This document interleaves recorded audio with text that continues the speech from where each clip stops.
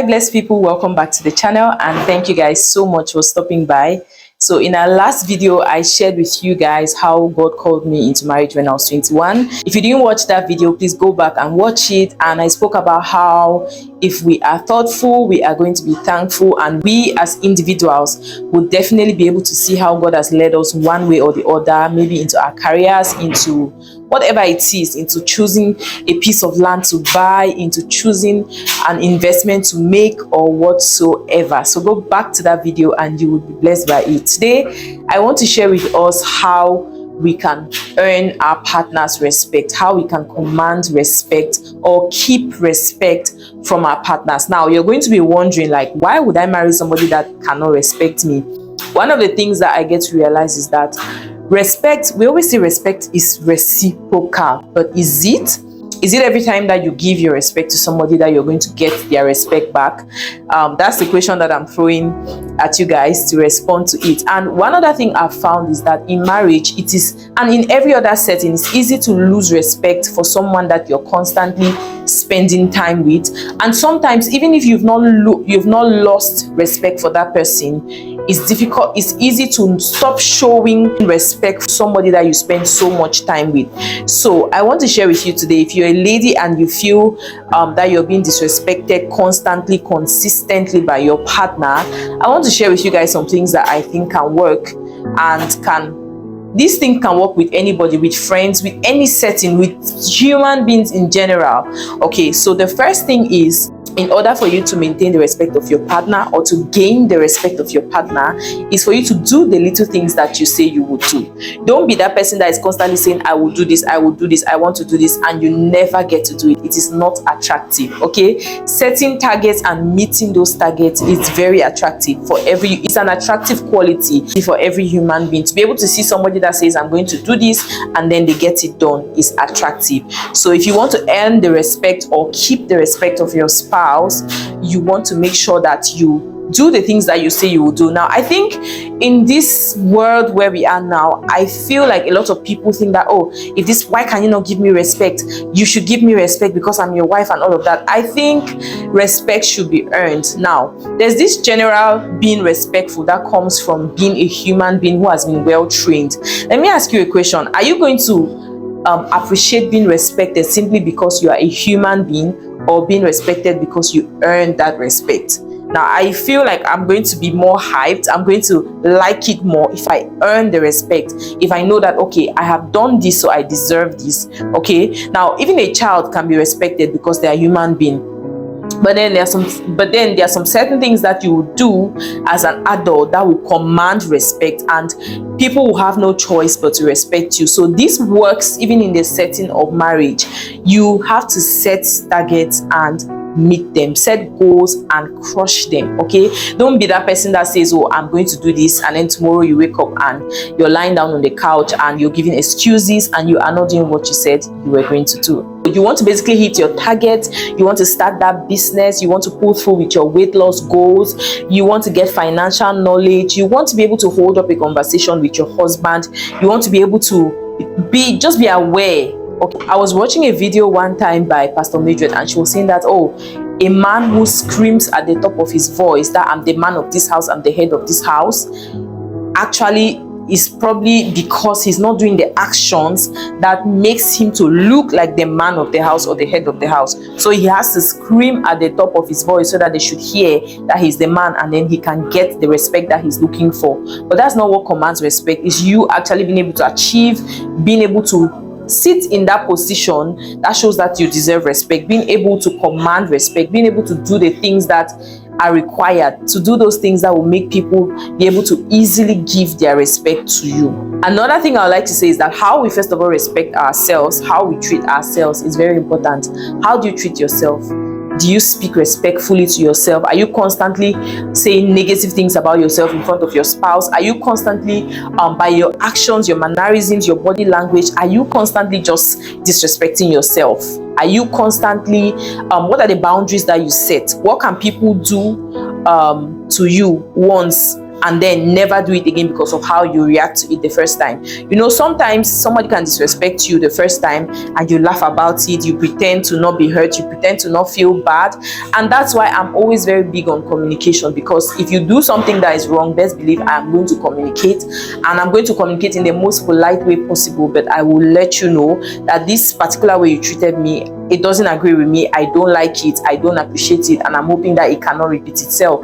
But if you're being disrespected and you see quiet, you swallow it, you keep taking it you take it for a day, you take it for 2 days, you take it for a week, for a month, you take it for a year, and then you just keep taking it and it piles up over the years. So how do you treat yourself?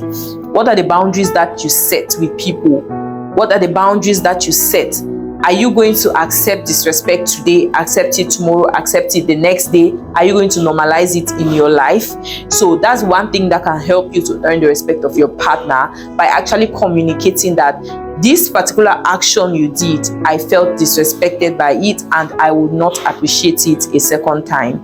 Another thing, which I think that is one of the reasons why a lot of women accept disrespect in their homes, is because they lack self-confidence. If you don't have self-confidence, how can you even if you don't have self-confidence, you can literally take anything from anybody, because you constantly feel like, who are you? Like you don't know who you are. So you're in this small bubble, like you're constantly bowed down. I was listening to a message by Reverend Funke when she came to Cameroon, and she said that there are portions of different women's life where they are bowed, where maybe your finances, you're not doing well, so you're constantly bent over. For some women, it's just all round. They just don't know who they are, so they're constantly throwing pity parties for themselves. They don't have confidence, and so anything goes. Any kind of treatment goes for them. So you first of all have to build your self-confidence, and in order for you to have self-confidence, you need to know yourself, because self-confidence comes from knowing who you are. You need to know who you are and whose you are. From there you can have self-confidence. And I'm not talking about being rude, being impolite, I'm not talking about that. I'm talking about you knowing who you are, having confidence that you have backing, knowing, and I think also knowing your high points, knowing your strengths and your weaknesses, okay? And then also when it comes to like just generally how you look, knowing the hairstyles that suit you more, knowing the hairstyles that make you feel more beautiful and do them more often. You know, there are people that will say, why would I be doing a particular hairstyle because it makes me... If you feel comfortable in that hairstyle and you feel more prettier, softer, nicer looking, do that hairstyle more often, because it's going to boost your confidence. Wear the kind of clothes that you feel more comfortable in. And I think that also comfort brings confidence, because when you are uncomfortable in something that you've done on yourself because it's trending, you do not have confidence, so you cannot even speak up for yourself. So I think this is a whole entire video on its own, how to build self-confidence as a mom, as a wife, as a woman in general. But yes, you want to look into your confidence, because sometimes when all the time when you don't have self-confidence, you can easily chew up on disrespect. You can easily swallow it and sit quiet. The last point I'm going to say is something that will also help you to build self-confidence, which is to get skills and to acquire knowledge. It's very important, and you don't have to be in the four walls of a classroom to acquire knowledge. Most of the people who are doing great things today, actually some of them did not learn from the four walls of a classroom. Some of them started inventing, some of them learned on social media. A lot of YouTube editors, like there's this guy that edits so well. He did not go to editing school. They call him Tayo Aina. He just started editing, and of course at some point maybe he will decide to go to a school where he can do much more better. But a lot of people have just picked up their phones and they research on stuff. So acquire skills, acquire knowledge, okay? That's one of the things that will help you to build your self-confidence. And when you know your worth, you are not going to accept disrespect. And also I think that generally people can perceive how you are, what you possess, what you carry, and they can be able to tell what you can take and what you cannot take. So I think that if you just work on you as you continue to grow, there are some things that are going to be shedding off. Even the way that people are going to respond to you or receive you or work with you is going to change, because you have grown and you've become more knowledgeable, you've become more confident. In the comment section, I urge you guys to drop some tips. What do you think a woman can do to earn the respect of her husband if she's been receiving back-to-back disrespect from her partner? What do you think she can do? And even just as a human being, what do you think someone can do to be able to earn the respect of their partner? Now, I just want to point out that I think that in marriage, it's easy for you to just stop trying.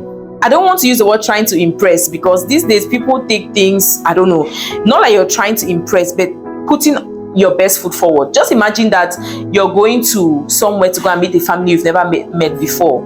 You're not going to just dress anyhow. You're not going to dress. A lot of us, we do, when we want to be out there, we put our best foot forward. We step up. We try to look better than we look when we're in our house or in our kitchens and all. And please, before somebody misunderstands what I'm saying, I'm not saying that when you're in your house you should wear makeup and try to look all whatnot. I'm just saying that you should work on yourself and ensure that you can constantly stay in that position where you are commanding respect. Okay, anyways, thank you guys so much for watching this video. I will see you guys on the next video. We have so many videos, so I think I'm just going to stop telling you guys which video is going to come next, because when I say which video is going to come next, if the Holy Spirit drops something in my heart like urgent, I will not be able to drop it, because I'll be like, oh, in the last video I said this was going to come. So let's just see what video we're going to have next. Thank you for watching, and bye.